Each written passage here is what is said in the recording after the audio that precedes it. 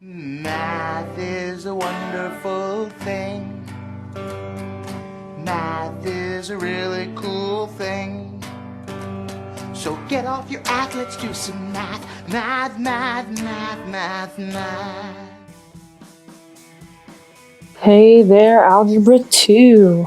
All right, it's the last video I'm making for you guys this week, and this one is a doozy.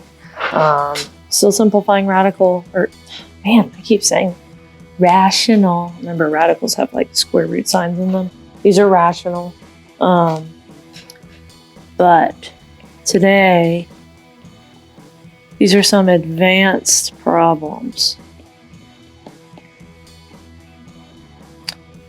That just means I don't want to say that they're necessarily harder, right? They just require a little bit more different factoring techniques.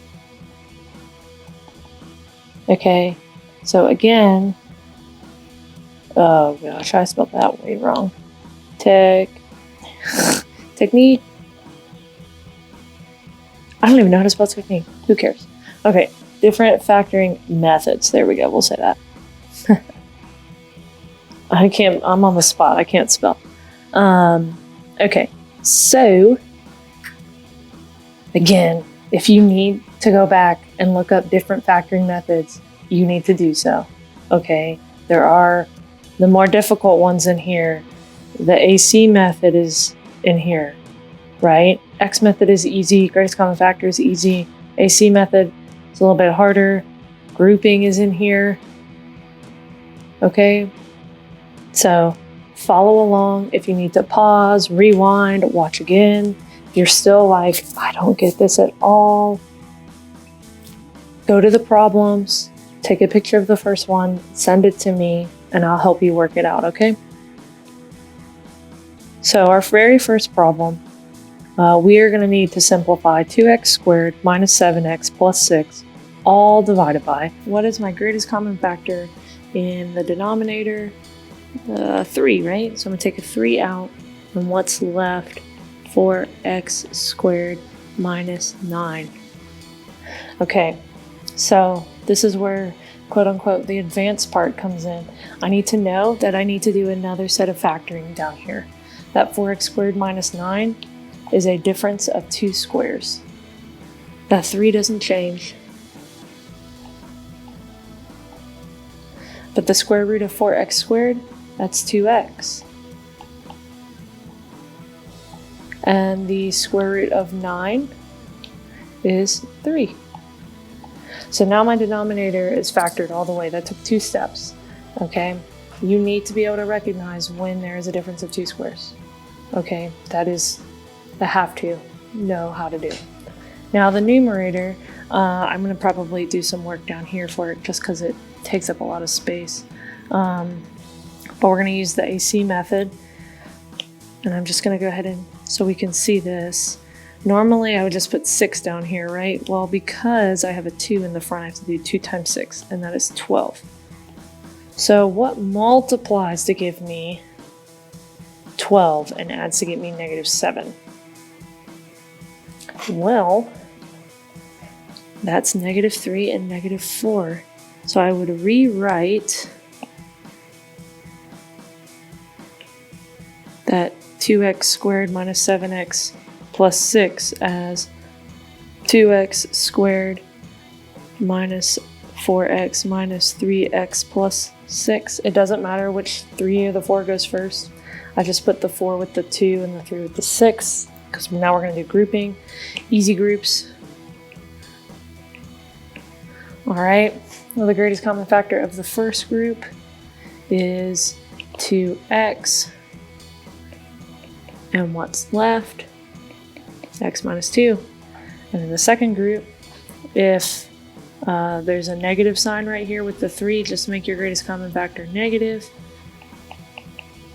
If you see something written twice, remember, rewrite it once. So I have 2x minus 3 times x minus 2. And this is all divided by 3 times 2x plus 3.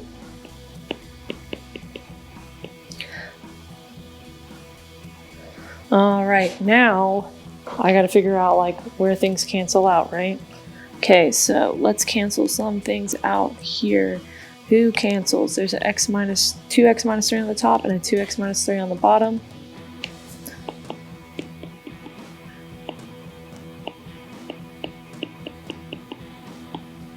All right. Now, domain restrictions. Let's go to this part right. So what I'm going to do is set everything equal to 0. The 3 doesn't do anything here, so I have 2x plus 3. I'm going to solve for x, which means I'm going to get the same thing, just one's positive, one's negative. So I have 2x can't equal negative 3, so that means x cannot equal negative 3 over 2, that's negative 1.5, but I would just leave it as a fraction. It's easier, because I'm pretty sure they're going to give you multiple choice options, and so 2x cannot equal positive 3, I'm going to divide by 2, so x cannot equal plus or minus 3 over 2. It's 2 answers, right? 2 restrictions. All right, next one. I just got a lot harder, didn't I? Okay, always start with greatest common factor first. All right, I'm just going to factor the numerator all the way to the end, factor the denominator all the way to the end, and then we'll put them together and see what cancels out. Sound good? All right. So the greatest common factor in the numerator is x squared. Okay, when I take out an x squared, that's because it's the smallest exponent. They all have an x. We take out the smallest one, which is x squared. I divide everything by x squared and I get x squared minus 2x plus 1. Okay, well, how do I factor what's on the inside right there? The x squared on the outside stays, so what multiplies to give me positive 1 and adds to get me negative 2? Negative 1 times negative 1, right? And then negative 1 plus 1 is negative 2. I cannot factor the numerator anymore. Now, let's look at the denominator. This one might take a little bit more. In fact, it will. It'll end up being an AC method one like the last problem. But before we do that, there's always a greatest common factor. Almost always. 2x squared can come out. So when I divide everything by 2x squared, I get 7x squared minus 4x minus 3. Okay. So now I have to factor what's down here. I'm gonna just put this 2x squared out here because that's not going to change. Okay, so when I do this, I need to figure out what multiplies to give me negative 21 because it's 7 times negative 3, and adds to get me negative 4. Well, 7 and 3, right? And it's got to be a negative 7 and a positive 3. So we're going to rewrite this as 7x squared minus 7x plus 3x minus 3. And we're going to factor this out. Factor by grouping here. 7x. And what's left over? X minus 1. Same here. 3 is the greatest common factor, and what's left? X minus 1. If you see something written twice, write it once. And then my leftovers.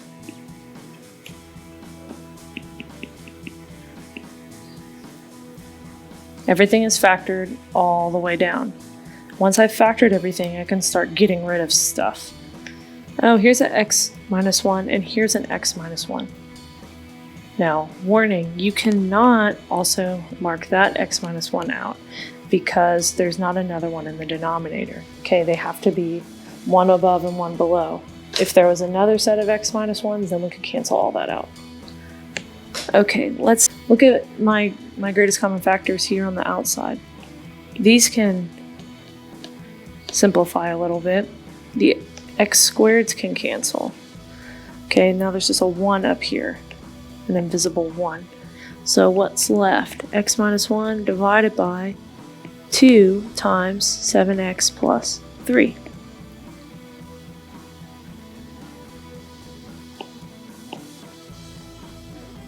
When we go to talk about the domain, we can just look right here. So 2x squared can't equal 0. X minus 1 can't equal 0. 7x plus 3 can't equal 0. I'm going to have more than 2 because look, the degree of the polynomial is 4. So I could have at most 4 zeros. So for this first one, when I divide by 2, I get 0 still. So x squared cannot equal 0. Well, x cannot equal 0. Add 1, add 1. X cannot equal 1. Subtract 3. 7x cannot equal negative 3. Divide by 7. X cannot equal negative 3 over 7. All right, here we go. Remember, always check for greatest common factor first. So we'll do the numerator in red, and we'll go ahead and just go straight to this one. All right, greatest common factor. Well, the only thing we have in common is a's, right? And there's only 2 of them, and it's not a difference because it's not subtraction. So a to the 4th can come out, and I have a squared plus 7 left.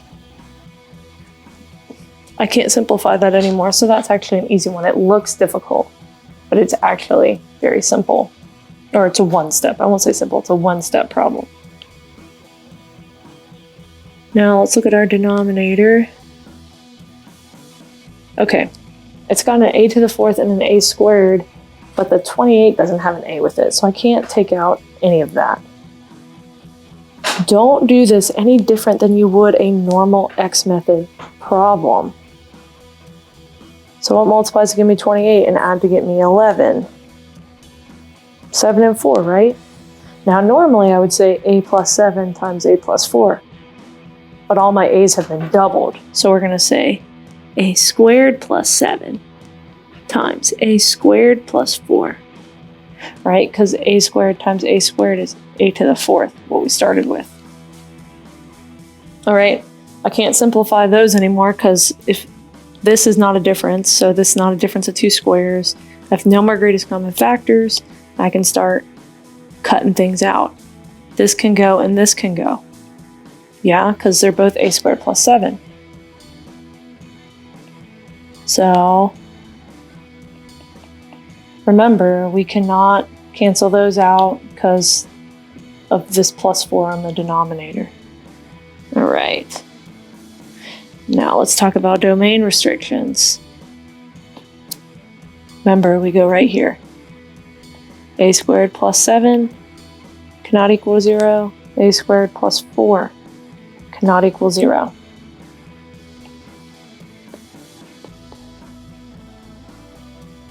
All right, so I have a squared cannot equal negative 7.